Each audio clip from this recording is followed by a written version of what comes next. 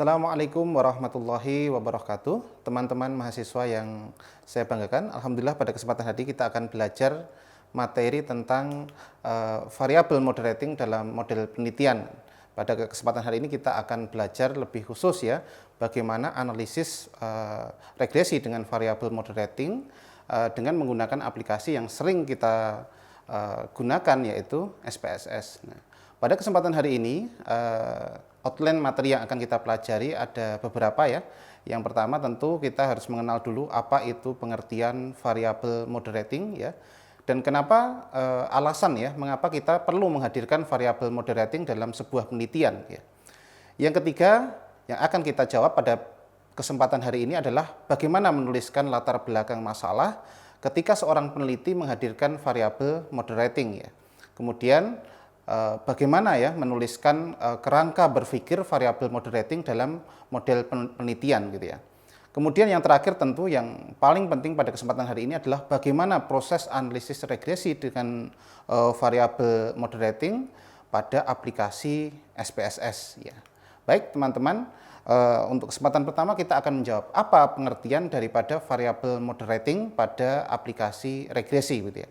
Nah, variabel moderating dikenal sebagai variabel ya yang memiliki peran joint effect ya, atau bahasanya adalah pengaruh gabungan ya, dengan cara memberi efek atas pengaruh variabel independen terhadap variabel dependen gitu ya.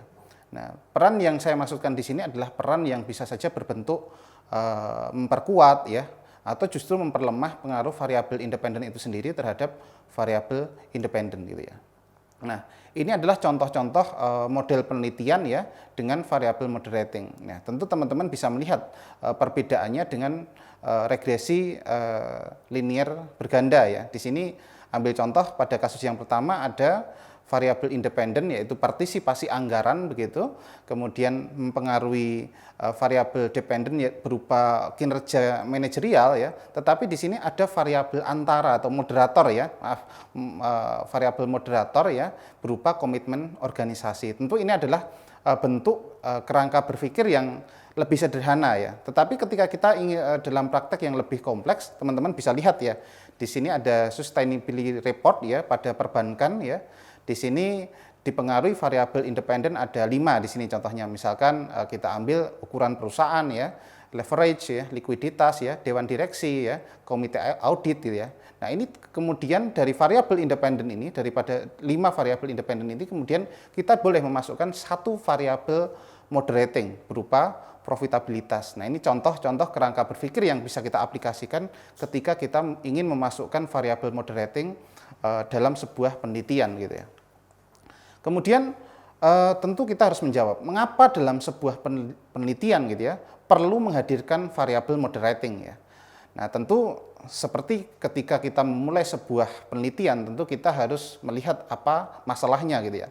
Atau bahasa yang lebih mudah adalah research gap-nya atau masalah yang bisa kita temukan dalam sebuah penelitian ya. Nah, kita teman-teman mungkin tahu ya bahwa setiap hasil penelitian yang dilakukan oleh para ahli ya, para peneliti begitu, bisa saja menunjukkan hasil yang berbeda-beda. Atau banyak penelitian yang menggunakan variabel yang sama ya, variabel independen dan dependen yang sama, tetapi hasil atau kesimpulan penelitiannya itu hasilnya beragam atau dalam bahasa lainnya inkonsisten ya. Maksudnya apa di sini? Tentu ada penelitian yang katakanlah menggunakan variabel independen X ya dan Y, tetapi di penelitian yang lain menunjukkan pengaruh yang positif. Tetapi kemudian juga dilakukan oleh peneliti-peneliti yang lain, ada yang menunjukkan pengaruhnya negatif. Bahkan ada juga yang lain ya, peneliti-peneliti yang lain memiliki kesimpulan yang justru tidak menunjukkan pengaruh sama sekali. Nah, tentu hasil-hasil yang beragam dalam setiap penelitian ini bisa menjadi latar belakang mengapa perlu memasukkan variabel moderating ya, begitu. Nah, kemudian kita masih akan menjawab mengapa menghadirkan variabel moderating ya.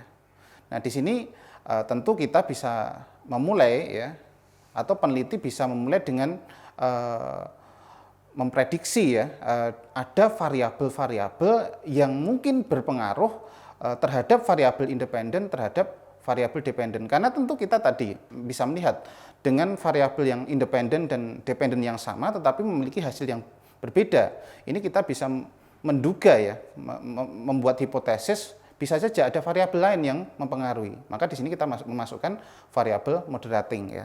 Kemudian peneliti juga bisa menemukan atau menghadirkan variabel moderating itu dengan membaca ya atau mencari sumber-sumber yang memang dari teori-teori yang dulu sudah memang ada yang mengupas tentang variabel moderating atau ya berdasarkan teori atau riset-riset terdahulu yang sudah dilakukan oleh peneliti-peneliti sebelumnya ya.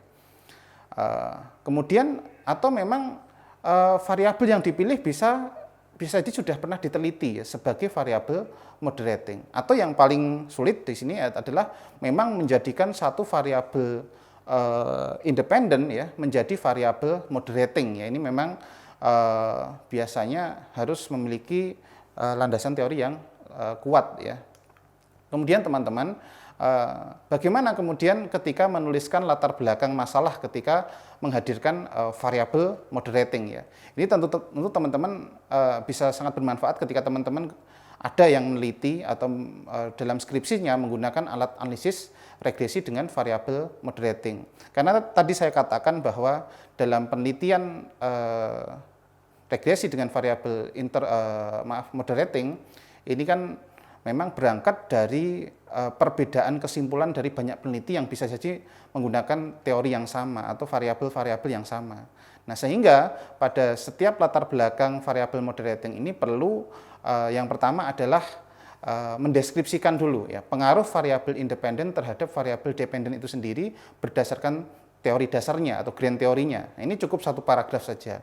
Nah, kemudian karena hasil itu bisa kemungkinannya ada tiga, ada yang pengaruh positif, ada negatif, bahkan tidak ada pengaruhnya sama sekali, maka tentu teman-teman yang penting dalam kesempatan ini adalah mendeskripsikan hasil riset yang menunjukkan bahwa pengaruh variabel independen terhadap variabel dependen yang kita teliti itu masih inkonsisten. Di sini bisa teman-teman tuliskan dalam jumlah ya 3 paragraf, saya kira cukup ini ya. Nah, kemudian jadi ini bisa diwakili dengan 3 penelitian yang hasilnya berpengaruh positif misalkan, kemudian ada 3 penelitian yang lain yang menunjukkan hasilnya negatif dan 3 penelitian yang lain yang menunjukkan hasil yang tidak ada pengaruhnya. Nah, ini akan mewakili atau menunjukkan bahwa penelitian yang kita lakukan ini berangkat dari hasil penelitian terdahulu yang beragam tadi atau inkonsisten tadi ya. Kemudian yang ketiga adalah kita perlu mendeskripsikan ya pentingnya menyusun model penelitian baru untuk menjawab inkonsistensi hasil riset yang dilakukan banyak peneliti-peneliti sebelumnya ya. Ini cukup saya kira 1 paragraf ya. Nah, tetapi kemudian dilanjutkan ya, variabel moderating ini dipilih dalam model penelitian yang kita lakukan ini harus didasari pemikiran-pemikiran awal ya. Ya, mengapa kita mengambil variabel ini sebagai variabel moderating. Nah, itu kita harus sampaikan gitu ya. Ini contoh-contoh bagaimana menuliskan latar belakang ketika kita menghadirkan variabel moderating gitu ya. Nah ini mungkin langsung saja ya pada praktek di software ya di SPSS dalam hal ini kita akan ambil contoh yang sederhana yaitu dengan kerangka berpikir yang teman-teman bisa lihat di sini ya, ada variabel independen berupa partisipasi anggaran, kemudian variabel dependennya adalah kinerja manajerial, dan variabel moderatingnya adalah komitmen organisasi. Tentu dari kerangka berpikir ini, ambil contoh kita bisa merumuskan sebuah hipotesis penelitian, yakni apa pengaruh partisipasi anggaran terhadap kinerja manajerial dengan komitmen organisasi sebagai variabel moderasi. Nah, ini adalah contoh judul ya atau hipotesis penelitian yang bisa kita ambil gitu. Nah, tentu yang pertama dalam kasus ini tadi seperti saya sudah sampaikan bahwa ada X1 ya sebagai variabel independen, ada X2 sebagai variabel moderasi, dan Y kinerja manajerial sebagai variabel dependen gitu teman-teman ya. Nah, teman-teman masukkan data yang ini saya punya data ya sederhana ya, ini bentuknya biasanya kita ambil dengan kuesioner dengan skala Likert ya. Ini kita masukkan ada biasanya 1 sampai 5 ya yang teman-teman sering jumpai pada sebuah kuesioner gitu. Nah, kita akan ambil contoh ya. Ini kita masukkan hasil penelitian ya, datanya dalam software SPSS. Di sini teman-teman cara memasukkannya seperti ini ya. Ada variabel Y, X1, X2 ya. Kemudian ditambahkan X1 kali X2 ya. Ini sih sebagai tambahan ya. Nah, dari data ini kita akan olah ya teman-teman dengan regresi variabel moderating. Yang pertama teman-teman bisa klik ya dalam SPSS menu Analyze ya, di sini bisa teman-teman lihat ada kemudian regresi. Kalau sudah regression ya, kemudian pilih linear ya, sehingga akan tampil kotak dialog seperti yang teman-teman lihat ya di sisi ini dalam PowerPoint saya begitu ya. Nah, di sini teman-teman melakukan 2 kali proses ya, meregresikan. Regresi yang pertama adalah memasukkan variabel Y sebagai variabel dependen dan memasukkan variabel independennya partisipasi anggaran. Ya. Kalau sudah, teman-teman bisa lakukan proses oke ya, langsung saja yang lainnya diajukan sehingga tampil output persamaan yang pertama ya. Oke, teman-teman bisa lihat output ya yang muncul dari regresi yang pertama yang kita lakukan ya. Kemudian teman-teman bisa lanjutkan proses regresi yang kedua. Nah, di sini prosesnya teman-teman bisa lakukan langkah yang sama, yaitu klik Analyze, kemudian Regression, kemudian Linear ya. Nah, di sini teman-teman bisa lihat ya dalam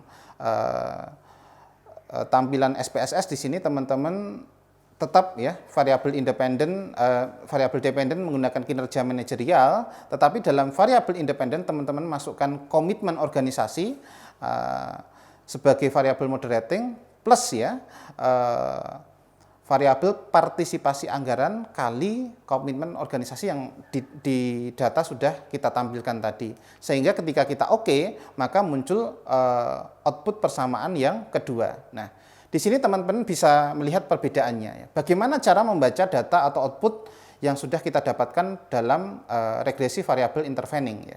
Di sini teman-teman fokus pada output model summary ya. Di sini teman-teman bisa lihat yang saya lingkari ya berwarna merah. Di sini teman-teman perhatikan angkanya. Di sini teman-teman bisa lihat nilai R square-nya ya atau R kuadratnya. Nah, pada persamaan regresi yang pertama teman-teman bisa melihat ya angka 0,741 ya. Sehingga dapat dikatakan bahwa variabel partisipasi anggaran di sini berpengaruh terhadap variabel kinerja manajerial sebesar 74,1%. Nah, ini dari output yang pertama ya. Kemudian di output yang kedua ya, setelah adanya variabel moderasi ya, berupa variabel komitmen organisasi tadi ya, pada persamaan regresi yang kedua teman-teman bisa melihat R square-nya berapa? Meningkat menjadi 0,809 atau dalam bahasa yang lain teman-teman dalam jumlah 80,9% ya, 80,9% dari output yang teman-teman lihat. Artinya apa di sini? Maka teman-teman bisa menyimpulkan ya bahwa hipotesis diterima ya, sehingga dapat dikatakan bahwa keberadaan variabel komitmen organisasi ya sebagai variabel moderasi akan dapat memperkuat atau meningkatkan pengaruh variabel partisipasi anggaran terhadap kinerja manajerial gitu ya. Nah, oke, barangkali itu teman-teman ya, pada kesempatan hari ini kita telah belajar tentang regresi dengan variabel moderating ya. Mohon maaf apabila ada yang kurang berkenan. Akhir kata dari saya, wassalamualaikum warahmatullahi wabarakatuh.